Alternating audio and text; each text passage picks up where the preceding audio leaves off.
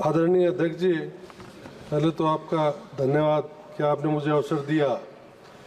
अभी वर्तमान में जो बजट घोषणा की गई उसमें गंगानगर का ध्यान नहीं रखा गया, क्योंकि गंगानगर में आज भी ट्रेनों का अभाव है और ट्रेनों की बड़ी दिक्कतें हैं।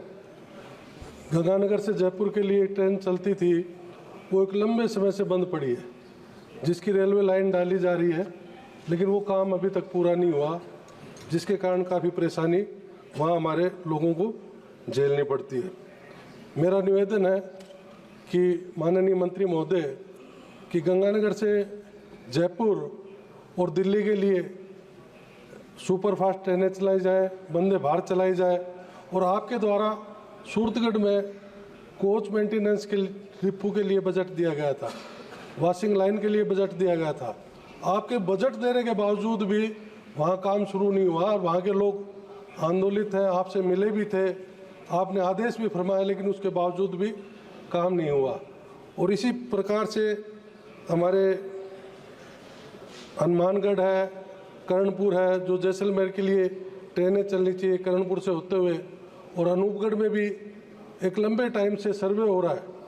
सर्वे होने के बावजूद भी वहाँ आज तक ना तो रेलवे लाइन डली, पिछले 10 साल से हम ये सुन रहे हैं कि सर्वे हो रहा है, जिसके कारण हमारा रायसीनगर, अनूपगढ़, विजयनगर, जिसे हमें काफ़ी परेशानी का सामना करना पड़ता है।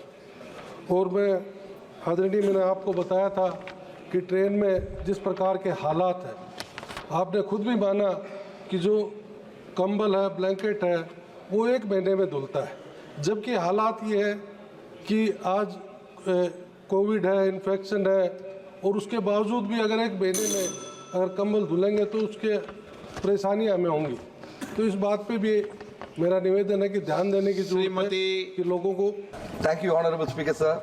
Sir, I rise today to address the Railways Bill 2024, which seeks to repeal the Indian Railways Act 1905 and consolidate the provisions governing the Railway Board into the Railways Act of 1989.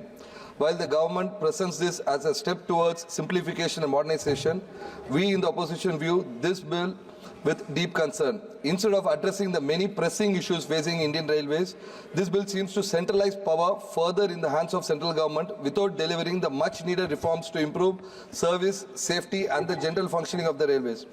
Centralization of power and politicization of appointments. Honorable Speaker, sir, the primary concern we raise here is the centralization of power. By giving the central government the authority to prescribe the number of members, qualification and the terms of service for the railway board, the bill risks undermining the independence of the railway board. This could lead to the politicization of key appointments within the board, which is not only undesirable but also harmful for the organization that serves over 8 billion passengers annually and manages the world's 4th largest railway network. Deteriorating safety and infrastructure concerns.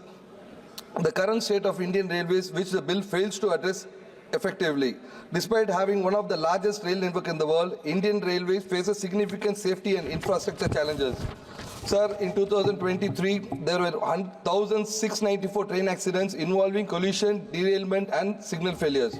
Of these, 144 were fatal accidents.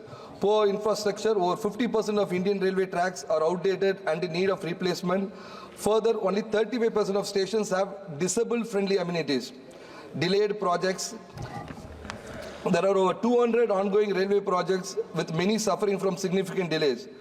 The Railway Amendment Bill does not propose any meaningful changes to address these issues. Instead of centralizing the governance structure, the focus should have been on making Indian Railways safer, more efficient and more accessible for millions of passengers. So, privatization agenda. Honorable Speaker, sir, the government is clear about its plan to introduce public-private partnerships and even privatize certain routes of Indian Railways. The Railway Bill 2024 could be a step into that direction. While the bill does not directly mention privatization, the centralization of powers and the potential for political interference could create an environment conducive to privatization. We have similar attempts in sectors like airports and ports, while privatization has led to higher fares and reduced accessibility for the ordinary people.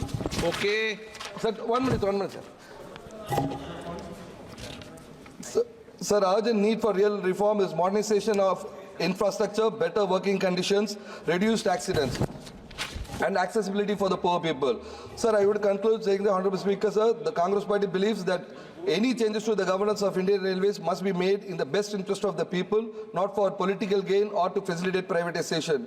We oppose the Railways Bill 2024 in its current form because it lacks the reforms needed to improve the safety, infrastructure and efficiency of Indian Railways. Jai Hind. Thank you, sir.